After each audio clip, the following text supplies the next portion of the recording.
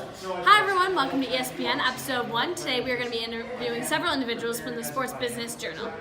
Hi, my name is Chet, and I'm here with ESPN. I'm here to talk to you about Chi Art, the Vice President of Operations for the NHL. Just a little bit about Chi. She started as an intern in 1988, and she also played for the Japanese women's national team.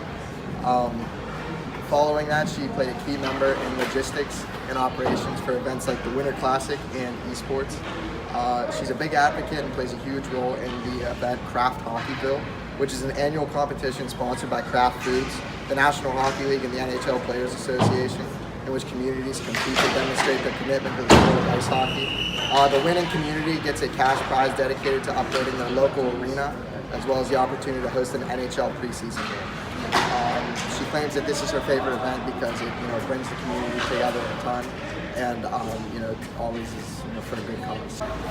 So I'm here with Connor DeMoss, avid fan of Kraft Hockeyville. He's from Uniontown, which is just outside of Pittsburgh. So Connor, how do you think that Kraft Hockeyville really affects the community? I think Kraft Hockey, it really brings together the people in the community, and also it raises a lot of money for the hockey rink itself. It upgrades things from the stands and then the glass, everything that needs upgraded in the rink itself.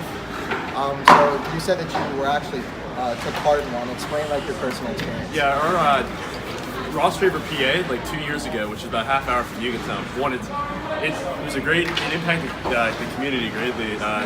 They upgraded the rink, everybody came out, all the kids. It's real great for the younger kids that come out and experience the pros and everything, get to skate with them and have they have a little camp for them as well. It's just great for the community as a whole. All right, thank you.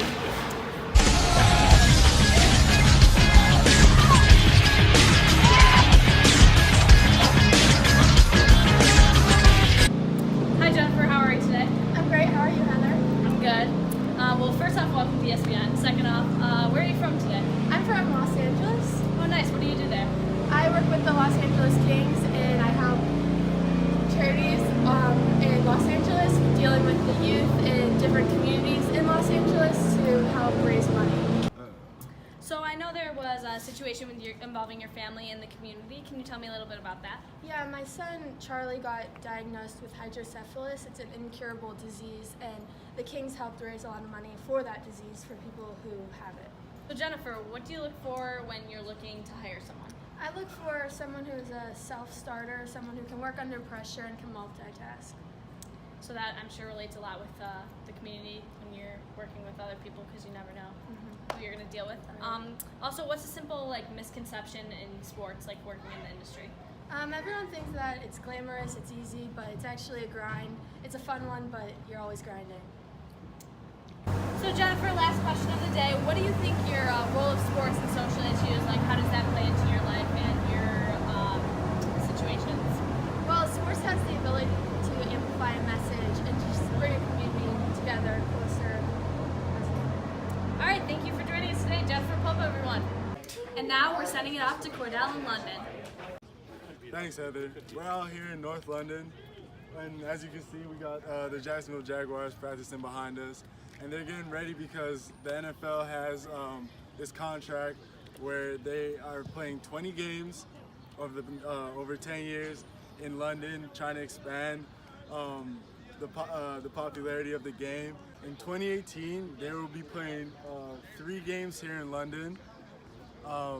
There's already been 50,000 season tickets sold for these 3 games, which is a 50% increase than there was 2 years ago. Tickets for the Jacksonville Jaguars against the Eagles game and the Titans against the Chargers game have already been sold out. And since 2007, all but 1 game has not been sold out, and that was just because of the lockout, which delayed ticket sales. The popularity of the game has really grown here in the English community, as 4 million people watched the Super Bowl last year, which is pretty impressive seeing as it starts at 11 p.m. There are now 14.4 million NFL fans in England, which is a 22% increase in popularity 10 years ago, where the number was at 9.7 million. The popularity of the NFL has really increased here in the English community, and the games have become must-see events, which leads us to believe, could there ever be an NFL team here? I'm Cordell Holness Lightbody here in London, England. Back to you, Heather. Hi SBM, welcome everyone. We're here with Joanne Pasternak. Joanne, how are you doing today? I'm good, how are you? I'm good. So what do you do for a living? I'm a director of Community Foundation and vice president of community relations. That's nice. And what have you done with those organizations? I increased Foundation's charitable fundraising by more than 100% while leading Myron community development projects.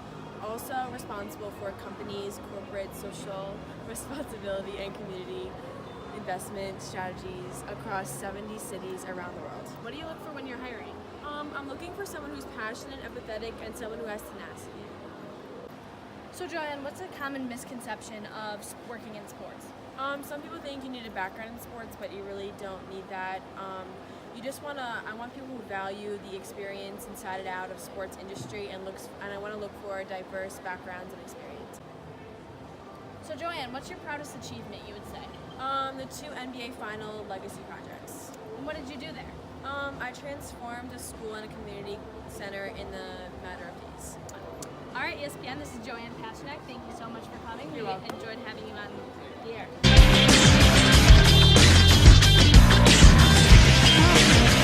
Up next, I'll be talking about the Detroit Pistons transitioning from the legendary Palace of Auburn Hills to their new venue, the Little Caesars Arena, downtown Detroit. Ultimately, the move was made by the community of Detroit because they wanted to see their team closer to them, closer to the population downtown instead of at the Palace. And the move really helped revamp the community of Detroit, revamp the city, but it also helped the Pistons really better as a business, helped them bring in more revenue, being closer to downtown, being closer to where the action is in the city. And the move really helped the city get better as a whole. I'm Anthony Pichette from ESPN. I'm here to talk to you about Arizona State's football stadium renovations. In total, it cost about $307 million.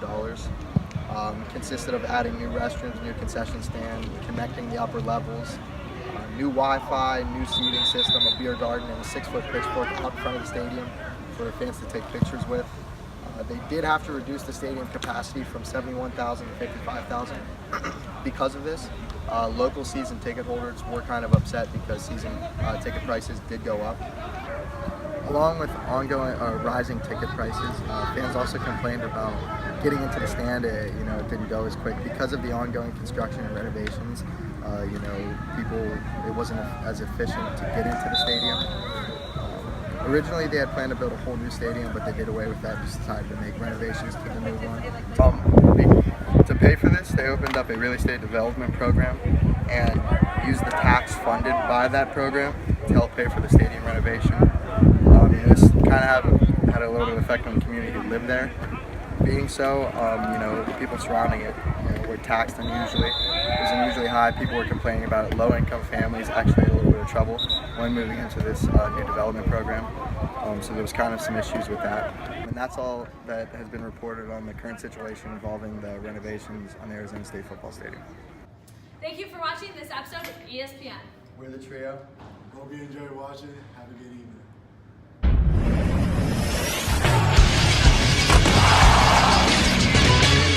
This is SportsCenter.